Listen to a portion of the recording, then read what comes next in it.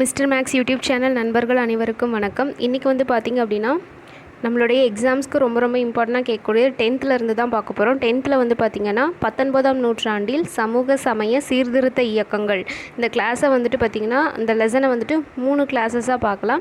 இன்றைக்கி வந்துட்டு first class. அதில் ஃபஸ்ட்டு வந்து நம்ம என்ன பார்க்க போகிறோம் அப்படின்னா 19ஆம் நூற்றாண்டினுடைய ஸ்டார்டிங்கில் என்னென்ன விதமான சீர்திருத்த இயக்கங்கள் வந்து தோன்றுனுச்சு அப்படின்னு தான் பார்க்க போகிறோம். அதில் ஃபஸ்ட்டு வந்து பார்த்திங்கன்னா பிரம்ம சமாஜம். சரிங்களா? இந்த பிரம்ம சமாஜம் வந்துட்டு பார்த்திங்கன்னா வங்காளத்தில் தோற்றுவித்த ஒரு முக்கியமான இயக்கம். இதை தோற்றுவித்தவர் யார் அப்படின்னா ராஜாராம் மோகன் ராய். ஓகேங்களா? பிரம்ம சமாஜம் ராஜாராம் மோகன் ராய். இவருடைய பீரியட் பார்த்திங்கன்னா 1772 1833. எந்த வருடம் வந்துட்டு பிரம்ம சமாஜத்தை அவர் தோற்றுவித்தார் அப்படின்னா 1828 ஆகஸ்ட் 20th தான் வந்து ஃபஸ்ட்டிங்கன்னா தோற்றுவிச்சிருப்பார். இதில் இருக்க ஒவ்வொன்றுமே முக்கியமானது தான். பிரம்ம சமாஜம் எந்த இடத்துல தோற்றுவித்தாங்க அப்படின்ற கொஷினும் கேட்கலாம். யார் தோற்றுவிச்சாங்க, எந்த வருடம் தோற்றுவித்தாங்க அப்படின்றது எல்லா கொஷினுமே இம்பார்ட்டண்டானது தான். இதில் பிரம்ம சமாஜத்தோடைய முக்கியமான அவங்களுடைய இயக்கத்தில் வந்துட்டு மிகப்பெரியதாக பண்ணது எதுன்னு பார்த்தீங்கன்னா உடன்கட்டை ஏறுதல், சதி அதுக்கான எதிர்ப்பு மற்றும் குழந்தை திருமணத்திற்கான எதிர்ப்பு தான் வந்து பார்த்திங்கன்னா அவங்க பெருசாக பண்ணிகிட்டு இருந்தாங்க. அது இல்லாமல் விதவை மறுமணத்துக்கும் வந்து பார்த்திங்கன்னா ஆதரவு தெரிவிச்சிட்டு இருந்தாங்க. இவங்க பிரம்ம சமாஜம் என்ன சொல்லுது அப்படின்னா ஒரு கடவுள் வழிபாடை வந்துட்டு முன்னாடி வச்சுருப்பாங்க.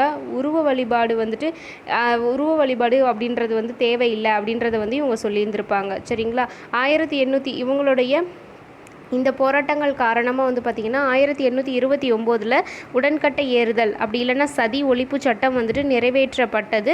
யாருடைய துணைவின் பேரில் அப்படின்னா வில்லியம் பெண்டிங் பிரபு அவருடைய துணையின் பேரில் வந்துட்டு 1829 உடன்கட்டை ஏறுதல் அப்படி இல்லைன்னா சதி ஒழிப்பு சட்டம் நிறைவேற்றப்பட்டது. சரிங்களா? இவருடைய எதிர்ப்பு எதுக்கு அப்படின்னா உடன்கட்டை ஏறுதல் அல்லது சதி, குழந்தை திருமணம் இல்லைன்னா பலதார மணம், இது மூணுக்குமே வந்து பார்த்திங்கன்னா இந்த பிரம்ம சமாஜம் எதிர்ப்பு தெரிவித்தது. ஆதரவு எதுக்கு தெரிவித்தது அப்படின்னு பார்த்தீங்கன்னா விதவை மறுமணம், பெண் கல்வி, மேலை நாட்டு அறிவியல், அதாவது படிப்பறிவு இல்லாததுனால தான் இவங்க இந்த அளவுக்கு இப்படி பண்ணிகிட்ருக்காங்க. அவங்களுக்கு எஜுகேஷன் கிடச்சிது அப்படின்னா அவங்க இன்னும் கொஞ்சம் இம்ப்ரூவ் பண்ணுவாங்க அப்படின்றதுக்காக மேலை நாட்டு அறிவியலை வந்துட்டு அறிமுகம் செஞ்சதும் வந்து பார்த்திங்கன்னா பிரம்ம சமாஜம் தான். இவர் வந்து பார்த்திங்கன்னா பிரம்ம சமாஜத்தை தோற்றுவித்த ராஜாராம் மோகன் ராய் வந்து இறந்ததுக்கு அப்புறமா வந்து பார்த்திங்கன்னா மகரிஷி தேவேந்திரநாத் தாகூர் வந்துட்டு பிரம்ம சமாஜத்தை வந்து வழிநடத்தி சென்றுட்ருப்பார். பட் இருந்தாலும் வந்து பார்த்திங்கன்னா அந்த உள்ளே இருக்க இதனால அந்த பிரம்ம சமாஜம் வந்துட்டு 2 வகையாக பிரிஞ்சிருக்கும். ஒன்று வந்து பார்த்திங்கன்னா கேசவ சந்திரசன், அவர் வந்து கிறித்துவ மத ஈர்ப்பின் காரணமாக வந்துட்டு பார்த்திங்கன்னா கேசவ சந்திரசன் வேறு வழியாக சென்றிருப்பார்.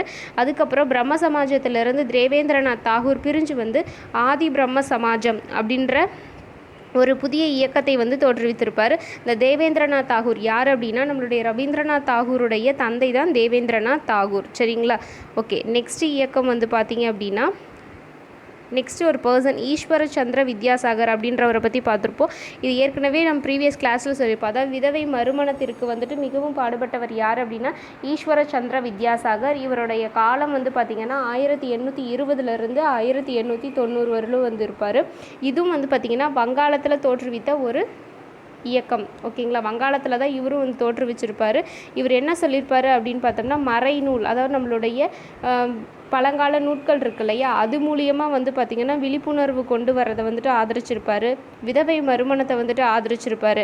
இவருடைய முயற்சியின் பேரில் வந்துட்டு 1856 விதவை மறுமண சட்டம் வந்துட்டு இயற்றப்பட்டிருக்கும். சரிங்களா? அப்போ சதி இல்லைனா உடன்கட்டை ஏறுதல் சட்டம் வந்து பார்த்திங்கன்னா 1829 அது வில்லியம் பெண்டிங் பிரபு அவர் வந்து அறிவிச்சிருப்பார். அதுக்கு மிக பெரிதும் காரணமாக இருந்தவர் யாருன்னா ராஜாராம் மோகன் ராய். இதே விதவை மறுமண சட்டத்திற்கு காரணமாக இருந்தவர் யார் அப்படின்னா ஈஸ்வர சந்திர வித்யாசாகர். சரிங்களா? இதில் திருமண வயது வந்து பார்த்திங்கன்னா ஒவ்வொரு பீரியடுக்கும் வந்துட்டு அதிகரிச்சுட்டே போயிருக்கும். அதாவது 1860 வந்து பார்த்திங்கன்னா திருமண வயது சட்டம் வந்துட்டு இயற்றப்பட்டிருக்கும். அதில் பெண்ணோட திருமண வயது 10. ஓகேங்களா? 1860 பெண்ணோட திருமண வயது 10 இருந்திருக்கும். 91 12 வயது, 1925 13 வயது, 1930 வந்து பார்த்திங்கன்னா சாரதா சட்டம்னு ஒன்று இயற்றியிருப்பாங்க. அப்பயும் வந்து பார்த்திங்கன்னா பெண்ணினுடைய வயது 13 இருந்திருக்கும். அதுக்கப்புறம் இந்திய திருமண சட்டம் 1955 கொண்டு வந்திருப்பாங்க. அந்த டைமில் தான் வந்து பார்த்திங்க அப்படின்னா பெண்ணினுடைய திருமண வயது 18ஆகவும் ஆணினுடைய திருமண வயது வந்து பார்த்திங்கன்னா 21ஆகவும் வந்துட்டு நிர்ணயம் செஞ்சுருப்பாங்க. சரிங்களா? அடுத்தது பிரார்த்தனை சமாஜம் அப்படின்ற இயக்கம். சரிங்களா? பிரார்த்தனை சமாஜம் அப்படின்றது எந்த இடத்துல நிறுவனாங்க அப்படின்னா மகாராஷ்டிரா.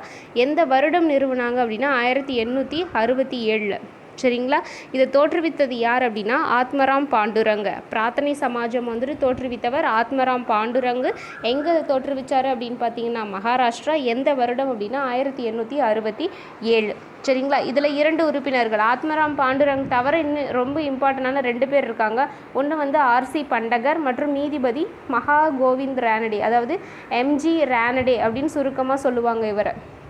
எம்ஜி ரானடே இவர் வந்து பார்த்திங்க அப்படின்னா இந்த பிரார்த்தனை சமாஜம் என்னென்ன வந்துட்டு ஆதரித்தது அப்படின்னா ஜாதி மறுப்பு, ஜாதிகள் வந்துட்டு அதெல்லாம் இல்லை அப்படின்னு சொல்லியிருப்பாங்க. சமபந்தி முறையை ஆதரிச்சிருப்பாங்க. விதவை மறுமணத்தை ஆதரிச்சிருப்பாங்க. மக்களின் முன்னேற்றத்திற்காகவும் ஜாதி மறுப்பு திருமணமும் வந்துட்டு இவங்க பண்ணி கொடுத்துருப்பாங்க.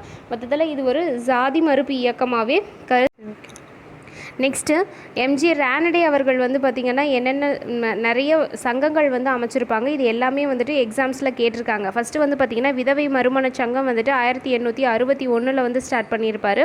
பூனே சர்வஜனிக் சபா அப்படின்றத 1870லையும், தக்கான கல்வி கழகம் அப்படின்றத 1884லையும் வந்துட்டு தோற்று வச்சுருக்காங்க. இந்த 3யுமே வந்துட்டு ப்ரீவியஸ் இயரில் கேட்டிருக்காங்க. அதனால் நோட் பண்ணி வச்சுக்கோங்க. சரிங்களா? ஓகே, நெக்ஸ்ட்டு வந்து பார்த்திங்க அப்படின்னா ஆரிய சமாஜம். ஆரிய சமாஜம் அப்படின்ற இயக்கத்தை வந்து தோற்றுவித்தவர் சுவாமி தயானந்த சரஸ்வதி. சுவாமி தயானந்த சரஸ்வதி பஞ்சாபில் வந்து பார்த்திங்க அப்படின்னா 1875 வந்துட்டு இந்த இதை தோற்றுவிச்சிருப்பாங்க.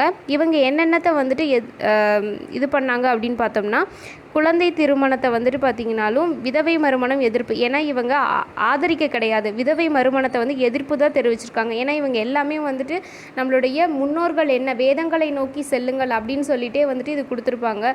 விதவை மறுமணத்திற்கு எதிர்ப்பு தெரிவித்தது வந்து பார்த்திங்க அப்படின்னா ஆரிய சமாஜம். சரிங்களா? இவர் எழுதிய ஒரு முக்கியமான நூல் வந்து பார்த்திங்கன்னா சத்யார்த்த பிரகாஷ். இந்த கொஷினும் வந்துட்டு ப்ரீவியஸ் இயரில் கேட்டிருக்காங்க. சத்யார்த்த பிரகாஷ் அப்படின்ற நூலை எழுதியது யாருன்னு கேட்டிருக்காங்க, சுவாமி தயானந்த சரஸ்வதி. இப்போ ஆரிய சமாஜினுடைய முக்கியமான கொள்கை, அவங்களுடைய முழக்கமே என்னன்னு பார்த்தீங்கன்னா வேதங்களுக்கு திரும்புவோம் அப்படின்றத சொல்லுவாங்க. அந்த டைமில் ஆங்கிலேயர்கள் ஆட்சி செஞ்சிட்றதுனாலையும் பிரெஞ்சுக்காரர்களால் வந்து பார்த்திங்கன்னா கிறித்துவ மதத்திற்கு நிறைய பேர் மாறி இருப்பாங்க. அவங்க எல்லாத்தையும் மீண்டும் இந்துக்களாக மீட்டெடுக்கிறதுக்காக தான் வந்து முக்கியமாகவே இந்த இயக்கம் வந்து தோற்றுவிச்சிருப்பாங்க. அதாவது சுத்தி இயக்கம் அப்படின்னு சொல்லுவாங்க. சுத்தி அப்படின்னா வந்து பார்த்திங்கன்னா சுத்திகரிப்பு சடங்கு. அவங்க மாறினவங்கள திருப்பி இந்துக்களாக மாறி நம்ம வந்துட்டு கொண்டு வரணும் அப்படின்றதுக்காக தொடங்கப்பட்டது தான் வந்து பார்த்திங்கன்னா இந்த ஆரிய சமாஜம். இது வந்துட்டு 1893 தூய்மை கோட்பாடு அப்படின்னு சொல்லிட்டு 2ஆக பிளவுபட்டுருச்சு. அந்த தூய்மை கோட்பாடு கொண்டு வந்தது யாருன்னா சுவாமி சரதானந்தா. சுவாமி சரதானந்தா வந்து பார்த்திங்கன்னா பல கல்விகளை வந்துட்டு கொண்டு வந்திருப்பாங்க. இந்த கொஷின் ப்ரீவியஸ் இயரில் எப்படி கேட்டிருக்காங்க அப்படின்னா யாருடைய தூண்டுகோலின் கிணங்க வந்து பார்த்திங்கன்னா அந்த ஆரிய சமாஜம் 2ஆக பிளவுபட்டது அப்படின்னு கேட்டிருப்பாங்க. அதுக்கு சுவாமி சரதானந்தா வந்துட்டு ஆன்சராக இருக்கும். ஓகேங்களா? ஓகே, நெக்ஸ்ட்டு வந்து பார்த்திங்க அப்படின்னா ராமகிருஷ்ண பரமஹம்சர். ஓகேங்களா? ராமகிருஷ்ண பரமஹம்சர் இவருடைய காலம் 1836 1886. இவர் கல்கட்டா தட்சிணேஸ்வரம் அப்படின்ற பகுதியில் பிறந்திருப்பார். பஜனை பாடுவதனால தான் அமைதி கிடைக்கிது அப்படின்னு இவர் சொல்லியிருப்பார். பஜனை பாடுறதுனால அமைதி கிடைக்கும் அப்படின்னு சொன்னது யாருன்னா ராமகிருஷ்ண பரமஹம்சர். இவர் வந்து பார்த்திங்கன்னா காளி தெய்வத்தினுடைய தீவிர பக்தராக இருப்பார். காளி தெய்வத்தினுடைய தீவிர பக்தராக வந்துட்டு ராமகிருஷ்ண பரமஹம்சர் இருப்பார். இவர் ஜீவன் வந்து சிவனில் இருக்குது அப்படின்னு சொல்லிப்பார். ஜீவன் வந்துட்டு சிவனோட ஒப்பிட்டு சொல்லிப்பார்.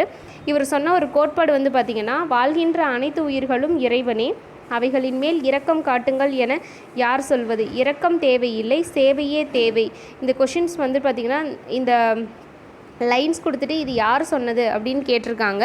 அதாவது இரக்கம் தேவையில்லை, சேவையே தேவை அப்படின்னு சொன்னது யார் அப்படின்னு கேட்டால் ராமகிருஷ்ண பரமஹம்சர். சரிங்களா? அதாவது மனிதர்களுக்கு செய்யப்படும் சேவையே வந்து பார்த்திங்கன்னா கடவுளுக்கு செய்யப்படும் சேவை அப்படின்னு சொன்னதும் வந்து பார்த்திங்கன்னா ராமகிருஷ்ண பரமஹம்சர் தான். இவருடைய சீடரில் ஒரு மூத்த சீடர் தான் வந்து பார்த்திங்கன்னா சுவாமி விவேகானந்தர். சரிங்களா? ராமகிருஷ்ண பரமஹம்சரினுடைய முதன்மை சீடர் தான் வந்து பார்த்திங்கன்னா சுவாமி விவேகானந்தர். அவர் ஏற்படுத்திய ஒரு முக்கியமானது தான் வந்து பார்த்திங்கன்னா ராமகிருஷ்ணா மிஷன். ராமகிருஷ்ணா மிஷன் வந்து பார்த்திங்க அப்படின்னா அவருடைய சீடர்களால் தோற்றுவிக்கப்பட்டிருக்கும், முக்கியமாக விவேகானந்தரால் தோற்றுவிக்கப்பட்டிருக்கும். இந்த ராமகிருஷ்ணா மிஷனுடைய கோல்ஸ் என்னென்ன, அதாவது அவங்களோட எய்ம் என்ன அப்படின்னு பார்த்தோம்னா எல்லாத்துக்கும் கல்வி அறிவு கொடுக்கணும், மருத்துவ உதவி, நிவாரண பணிகள் செய்து கொடுக்கறது, இது எல்லாமே வந்து பார்த்திங்கன்னா இவங்களுடைய முக்கிய பணிகளாக இருந்திருக்கு. அப்போ சுவாமி விவேகானந்தரை பற்றி தெரிஞ்சுக்கலாம். சுவாமி விவேகானந்தர் வந்து பார்த்திங்கன்னா 1863 1902 இவருடைய பீரியடாக இருக்கும். ராமகிருஷ்ணனுடைய முதன்மை சீடர் அப்படி யாருன்னு கேட்டால் சுவாமி விவேகானந்தர் தான். மனித குலத்திற்கு தொண்டு செய்தல் கோட்பாடை சொன்னதும் வந்து பார்த்திங்கன்னா, அதாவது இவர் ராமகிருஷ்ணருடைய முதன்மை சீடராக இருந்தால் அவர் என்ன போதித்தாரோ அதே தான் இவருடைய கொள்கைகளாகவும் இருந்திருக்கும் இல்லையா. அப்போ மனித குலத்திற்கு தொண்டு செய்வது தான் வந்துட்டு சேவை அப்படின்னு கருதிட்டு இருந்தார்.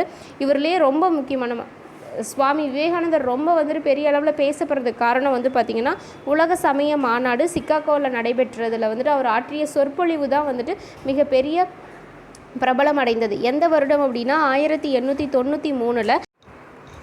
இந்த சொற்பொழிவின் காரணமாக வந்து பார்த்திங்கன்னா இந்திய இளைஞர்களை அதிகளவு ஈர்க்க செஞ்சார் இந்த சுவாமி விவேகானந்தர். சரிங்களா. அடுத்தது வந்து பார்த்திங்க அப்படின்னா பிரம்ம ஞான இயக்கம். சரிங்களா. நம்ம இதுக்கு முன்னாடி படித்தது வந்து பார்த்திங்கன்னா பிரம்ம ஞான சபை தான் பார்த்துருப்போம். இது பிரம்ம ஞான இயக்கம் அப்படின்னு சொல்லுவாங்க. 1875 அமெரிக்காவில் தான் ஃபஸ்ட்டு இந்த பிரம்ம ஞான இயக்கத்தை வந்து ஸ்டார்ட் பண்ணுவாங்க. யார் அப்படின்னா மேடம் ஹெச்பி பிளவட்ஸ்கி அப்படின்றவங்க. சரிங்களா. இவங்க ஒரு பெண்ணு தான். இவங்களும் கர்னல் ஹெச்எஸ் ஆல்காட் இவங்க 2 பேரும் சேர்ந்து தான் வந்து பார்த்திங்கன்னா பிரம்ம ஞான இயக்கத்தை வந்துட்டு அமெரிக்காவில் வந்துட்டு 1875 ஸ்டார்ட் பண்ணியிருப்பாங்க. அதுக்கப்புறமா 1886 சென்னை அடையாருக்கு வந்துட்டு மாற்றம் செய்யப்பட்டிருக்கும். பிரம்ம ஞான இயக்கம் வந்து பார்த்திங்கன்னா சென்னை அடையாருக்கு மாற்றம் செய்யப்பட்டது எந்த வருடம்னு கொஷின்ஸ் கேட்டிருக்காங்க. 1886.